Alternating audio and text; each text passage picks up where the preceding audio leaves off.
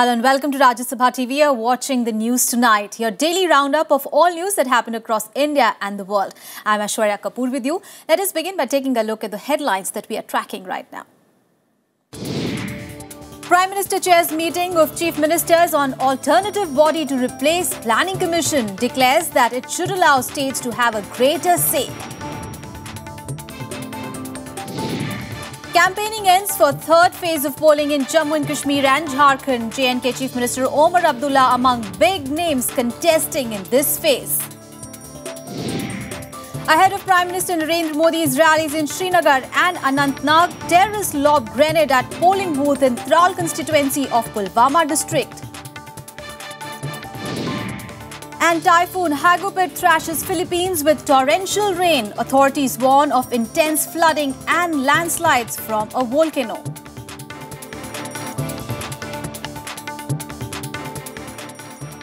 Our top story, campaigning came to an end today for the third phase of polls in Jammu and Kashmir and Jharkhand that takes place on Tuesday. Now, 16 assembly segments in Jammu and Kashmir and 17 in Jharkhand vote in this phase. The fate of Chief Minister Omar Abdullah and some other political heavyweights is to be decided in this phase. Here's a report.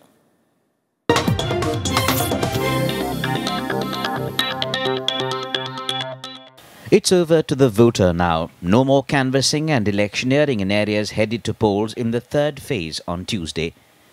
In Jammu and Kashmir, 3 districts, Baramulla, Budgam and Pulwama will go to the hustings in this phase, with a total of 16 constituencies between them. Nearly 13.5 lakh voters will decide the fate of 144 candidates in the fray. Chief Minister Omar Abdullah, who chose Birwa in Budgam instead of family bastion Ganderbal, is contesting in this phase. The ruling National Conference holds 4 of the 16 constituencies going to polls. 3 of them are state ministers. This phase is critical also for the opposition People's Democratic Party or PDP that presently holds 9 of these seats. The party has renominated 6 sitting MLAs and fielded fresh faces in 3 segments. In Jharkhand too, campaigning activity has wound up in areas going to polls in the third phase. 17 out of 81 assembly segments in the state will vote in this phase. The 17 assembly segments include 5 seats in state capital Ranchi, Hazaribagh and Kodarma. 3 assembly segments have a high tribal presence. Nearly 50 lakh voters will decide the fate of 289 candidates in the fray. The BJP, BSP, JMM, JVMP and the Congress are the main parties in the fray. As in previous rounds, the Election Commission has deputed a large contingent of observers to ensure adherence to security norms and free and fair polling at all stages. Bureau Report, Rajya Sabha Television. And in more news from Jammu and Kashmir, a CISF Jawan was injured when militants hurled a grenade at a polling booth in the Tral constituency of Pulwama district. Now, polling is to be held here on Tuesday. The incident came on a day when the valley was put on high security alert ahead of Prime Minister Narendra Modi's election rally in Srinagar tomorrow. Now, intense security measures are in place in the state capital and also the rally venue. Now, Modi's visit comes in the backdrop of a spate of terror strikes by Pakistani militants on Friday ahead of the third phase of polling in the state elections.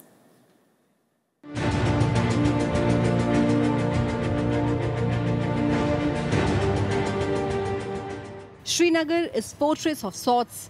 A multi-layer security cordon is in place. The local police, paramilitary forces, the army are on maximum alert. And the Sher-e-Kashmir Stadium in the heart of the city, the venue of Monday's rally, is out of bounds from all sides, with army helicopters patrolling the skies. The security grid is in place with all the agencies ordinarily deployed in Kashmir and those that come from outside. And beyond this, you would agree that it would be improper of my part to reveal anything beyond that. The security grid is in place. सुरक्षा व्यवस्था यहाँ की local सभी जो कमेटियां हैं, सरकार की पुलिस है, एडमिनिस्ट्रेशन है, उन्होंने अच्छे प्रबंध किए हैं और हमें पूरा विश्वास है कि शांति में रैली होगी.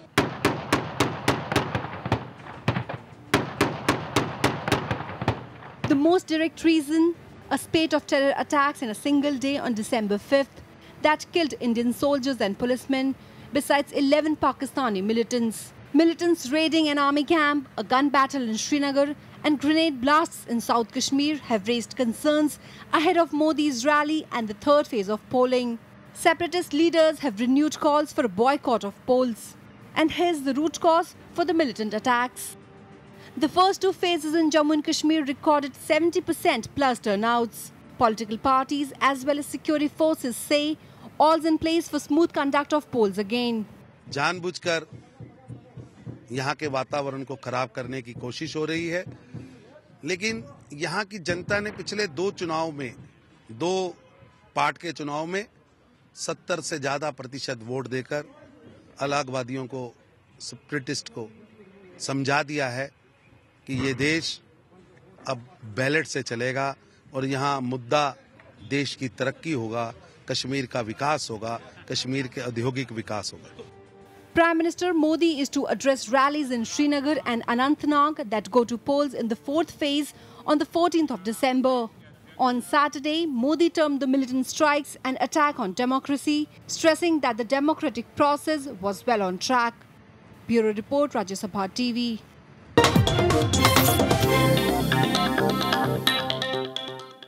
And in the other big story of the day, Prime Minister Narendra Modi has sought a bigger role for states in the new body that will replace the existing Planning Commission.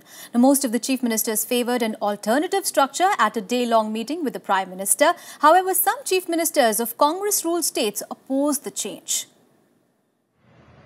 Seeking to strengthen cooperative federalism, the Prime Minister batted for a greater say for states in the planning process. During the day-long meeting with chief ministers that will replace the Planning Commission, Narendra Modi stressed on the need for a team spirit to ensure overall development. There are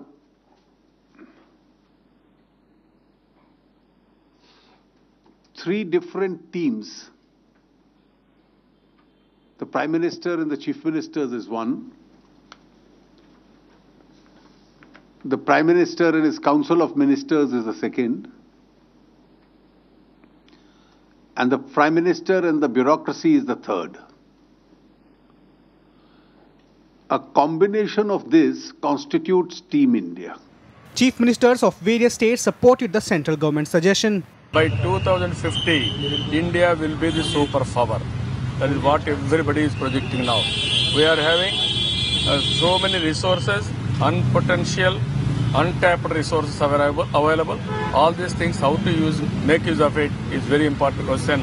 That is what we have discussed today meeting. I supported the initiative aimed at transforming India in a spirit of cooperative federation, highlighting how inequitable distribution of resources in the past has caused imbalance in development across states. However, the chief ministers of Congress-ruled states termed the centre's proposal to replace the Planning Commission with a new body as unwarranted. The Planning Commission was also meant to be seeing the apportionment or the allocation of resources to the states. So without consulting the states, without consulting the chief ministers, without having convened a meeting of the National Development Council, the Prime Minister just announced this. In a bid to bring consensus on the issue, Prime Minister also recalled his predecessor's remarks, saying Dr. Manmohan Singh also had noted that the Planning Commission has no futuristic vision in the post-reform period, indicating that the discussion process is still on. The government has not given any deadline for creation of a new body. Vishal Dhaya for Rajya Sabha TV. And in other news, a man was detained from Mathura 2 days after a radio cab driver raped a woman in Delhi. Now, the accused in the case is reportedly a cab driver belonging to the online taxi service Uber. Delhi police teams arrested the Uber cab driver accused of raping a 25-year-old woman executive. The survivor, who booked a cab from Vasant Vihar on Friday to her residence in North Delhi, alleged that she was sexually assaulted by the cab driver when she dozed off on the way. The cab was traced in Mathura. Late in the evening, the police said they arrested the accused. जिसमें जो अभियुक्त है वो जनपद मथुरा का रहने वाला है और जिस गाड़ी में इस घटना को अंजाम दिया गया है वो गाड़ी उस अभियुक्त की है जो यहाँ से बरामद हुई है. We need to really now shift our focus to what justice has been delivered to the victims and how the criminals have been punished. I think if we change the way we actually project the stories in media, I guess there is going to be some difference in the people, the way especially these criminals think, because they need to know as to what are the consequences of the crime that they are going to commit against a woman. बहुत दुर्भाग्यपूर्ण है और इस तरीके के वाक़यात आए दिन होते रहते हैं. सरकार को अपनी जिम्मेदारी निभानी चाहिए और ख़ास तौर से दिल्ली के अंदर मुझे नहीं मालूम लेफ्टिनेंट गवर्नर क्यों खामोश हैं, पुलिस कमिश्नर क्या कर रहे हैं. इस तरीके के वाक़यात होते हैं तो तकलीफ़ भी होती है और महिलाओं के लिए फीलिंग ऑफ सिक्योरिटी ख़त्म हो जाती है. जो जिम्मेदार है जो ड्राइवर उसके खिलाफ सख्त कार्रवाई होनी चाहिए. It's a very condemnable incident and words fall short to describe the horror of what has occurred. A woman has been allegedly raped in a cab. All investigations that are required into this are being done, and I believe as of now even the driver has been caught. So whatever would be done, law will take its own course. The driver is believed to have switched off the GPS on his phone, even as the US-based cab service provider came under fire for allegedly flouting rules. Bureau Report, Rajya Sabha Television. All right, we'll take a very short break here. Coming up ahead, government all set to ready massive skill development plan. All that and much more after a short break.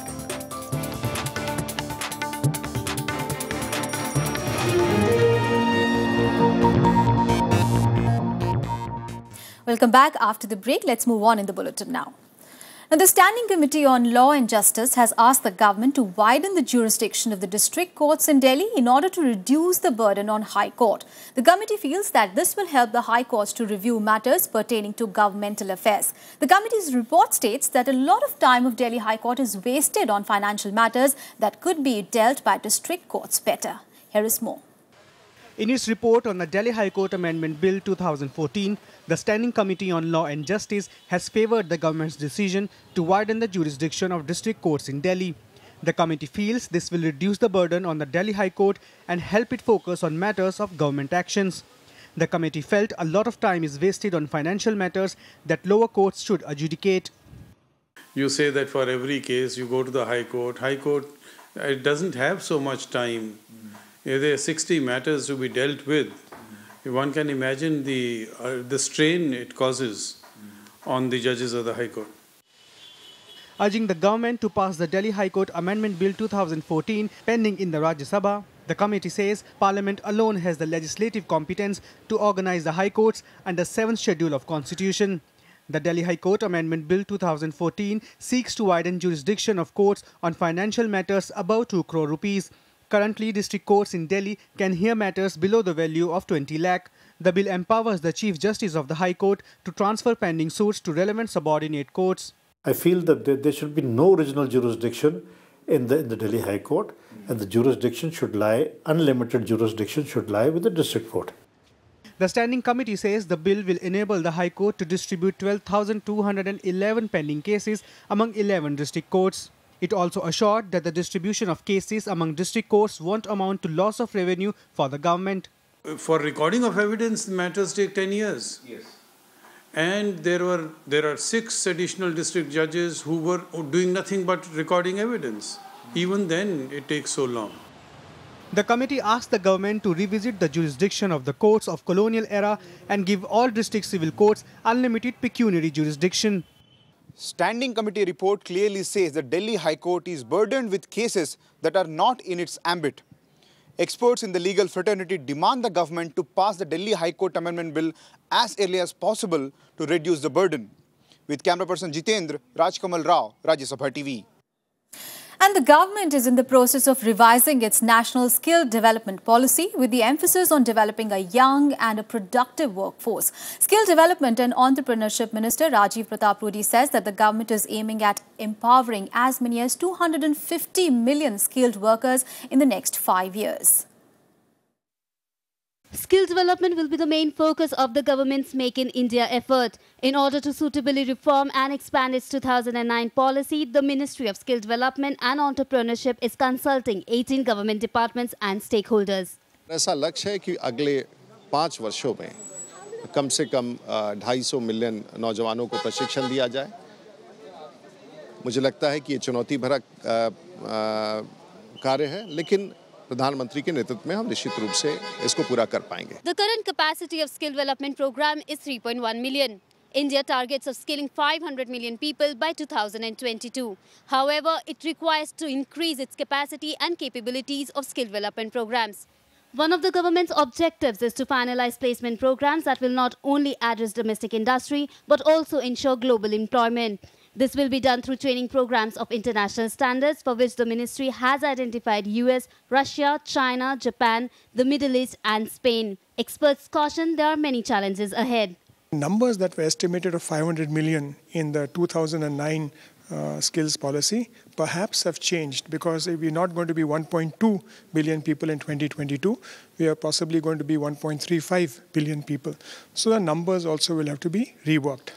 And looking at the Make in India program, looking at the other initiatives, the digital literacy, the financial inclusion programs, a lot of this will actually have to find some kind of place in the skills policy. Instead of opening training centers directly, the program will be implemented in partnership with private firms. The ministry wants to open 1,500 to 2,000 centers in the next 2 years.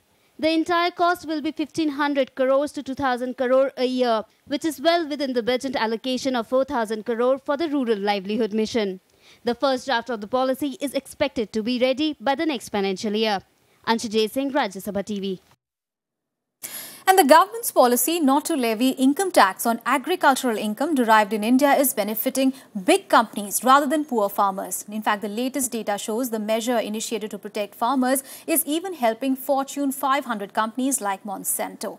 Let's watch this report. The debate over income tax exemption on agricultural income was brought alive once again this week. The practice that crystallized in pre-independence India mainly to help poor farmers shattered by famine is now benefiting a lot of big companies. Small farmers को subsidy देना चाहिए. तो मेरा question ये था, जो small जो farmers है उसको सब्सिडी नहीं दे रहा है, लेकिन जो बिग फार्मर्स है, बिग कैपिटलिस्ट है, उसके लिए पूरा सब्सिडी उसके लिए है, तो वो बेनिफिटेड हो रहा है. The government told the Rajya Sabha that none of the top 10 claimants for agricultural income exemptions in assessment year 2013-14 is a farmer. Together, they claimed 626.73 crores. Monsanto India Limited alone sought 39.49 crores, while PHI Seeds Private Limited and Kaveri Seed Company Limited sought 124.59 crore and 108.20 crore respectively. Depending upon their scale of operation, it is important to understand that whom you should tax and whom you should not tax. So there has to be a targeted taxation. In 2012-13, 9 lakh taxpayers claimed income tax exemptions on agricultural income of 18,759 crore, and even Fortune 500 companies are getting these exemptions since the Income Tax Act does not include them. With Krishnanand Tripathi, Bureau Report for Rajya Sabha Television. Let us now get you some more news from across the nation in Nationwide. India's communication satellite GSAT-16 was launched successfully from the Kourou spaceport in French Guiana. The satellite will help boost communication services for the country. The satellite, with a lift-off mass of 3,181 kilograms, was injected into the intended orbit about 32 minutes after a perfect lift-off at 2 p.m. External Affairs Minister Sushma Swaraj urged the centre to declare the Bhagavad Gita as a national holy book. She was attending the celebrations marking 5,151 years of the Bhagavad Gita in the national capital. Sushma Swaraj, however, said that she was taking part in the event as an ordinary person. The BJP today sought a ban on ashrams run by dubious godmen. An editorial in its party mouthpiece, Kamal Sandesh, said that such ashrams are centres of terror. It said that they are exploiting people in the name of faith. The article said that people like Haryana's self-styled godman Rampal are not born in a day, and they spread their network of superstition gradually in the society. The Maoists beheaded an alleged former member for deserting the outfit in eastern Jharkhand. The deceased man was identified as Amit Karmkar. A police team found his body while patrolling. A poster was found next to the body claiming responsibility for the killing.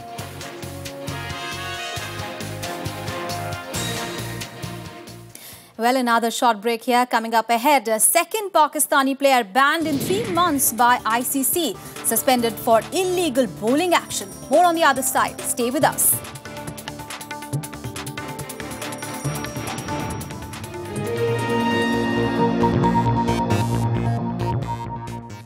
Welcome back. On to some international news now. And Typhoon Hagupit thrashed the eastern Philippines with torrential rain on Sunday that toppled trees and power poles. It sending more than 1 million people into shelters before it actually weakened. Now, aid efforts were praised as there were no confirmed deaths or major destruction. But forecasters say that there are chances of more rainfall and also a risk of landslides and also flash floods.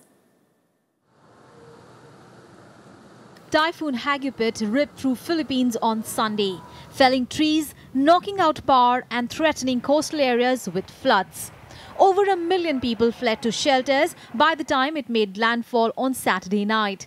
On Sunday, however, it weakened from a Category 5 to a Category 2 typhoon with wind speeds up to 170 kilometers per hour. Authorities feel they were well prepared, but it could take some time before the damage in more remote areas becomes clear. Priority now to clearing operations. That is, as I mentioned earlier, I have mentioned the roads that are not passable, and this is where the concentration of the operations, both by the Department of Public Works and Highways, the local government, and the Armed Forces of the Philippines, in order for us to have clear avenues to deliver the needed relief, supplies, and other materials. The typhoon is believed to have caused maximum devastation in the eastern island of Samar and nearby Leyte province, including Tacloban city that was the ground zero of the devastating super typhoon Haiyan last year. Floodwaters inundated coastal areas, preventing evacuees from going home after the storm passed. Yun yung problema kung saan kami titira kasi ngayon nasa evacuation kami sa Leyte. Dahil kung di na ito magamit, wala kaming matitiran. As soon as roads are cleared or air operations can commence, because in some areas right now, northern Samar, we are awaiting the clearance for the aircraft to fly, then initial relief operations will start. Close to 2,000 soldiers are helping clear roads and 2 airports on Samar Island to bring in food trucks and aircraft loaded with emergency supplies. The typhoon was moving west-northwest and is expected to pass around 120 kilometers south of the capital Manila by early Monday morning. However, the storm system is expected to hover over the island nation for the next few days. Bureau Report, Rajya Sabha TV. And now news from Peru, where the United Nations Climate Summit has reached the halfway mark. India today made its stand clear that it does not support an ex-ante review of its intended nationally determined contributions, since it is an issue of sovereignty. Now, INDCs are commitments made by various countries to publicly outline actions that they intend to take under a global agreement before the Paris Summit in 2015. Meanwhile, India said that the text of the elements to go into the INDCs is under discussion.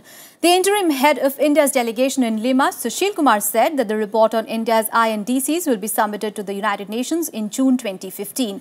However, the timeline for all countries has not been discussed. And here are some more international news in Global Buzz. Protests over chokehold death of Eric Garner turned violent in Northern California. Masked demonstrators smashed windows and attacked police officials who hit back by firing tear gas. 2 police officers were also injured. Protests erupted in the United States a week before over a grand jury's decision not to indict a white police officer who put Eric Garner in chokehold on 17th of July. There is hope for Ebola patients. A Cuban doctor, Felix Baez, recovered from the virus attack after getting experimental treatment in Switzerland. He was welcomed back to Havana by relatives and officials. Felix Baez was the first of Cuba's contingent of 250 doctors and nurses to contract Ebola in West Africa. German Chancellor Angela Merkel accused Russia of meddling in Eastern European countries who are seeking closer ties with the European Union. In an interview to a German newspaper, Merkel said that Russia was creating problems for Moldova, Georgia and Ukraine. At least one of the 43 Mexican students who went missing in Mexico's Guerrero state was identified from burnt remains. A family member of the missing student confirmed his identity. The students were allegedly seized by local police in the town of Iguala in September and they were handed over to a criminal gang. Prosecutors said that the gang killed them and burned their bodies before scattering their ashes in a river. The incident triggered widespread protests across Mexico.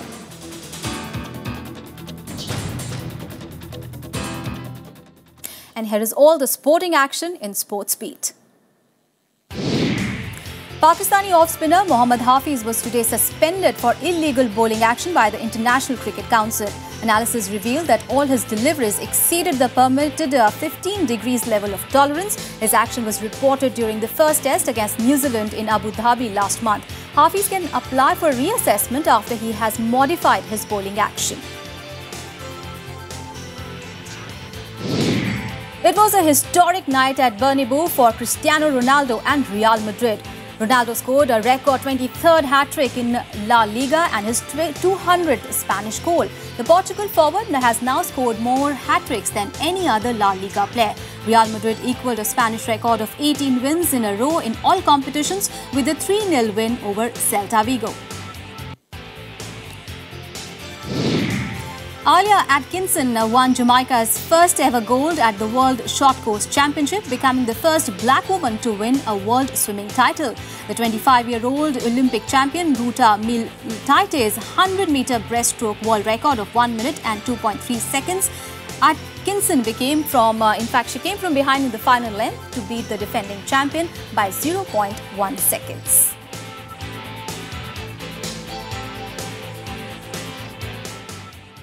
Well, that's all in this edition of News Tonight. Thanks for watching. Good night.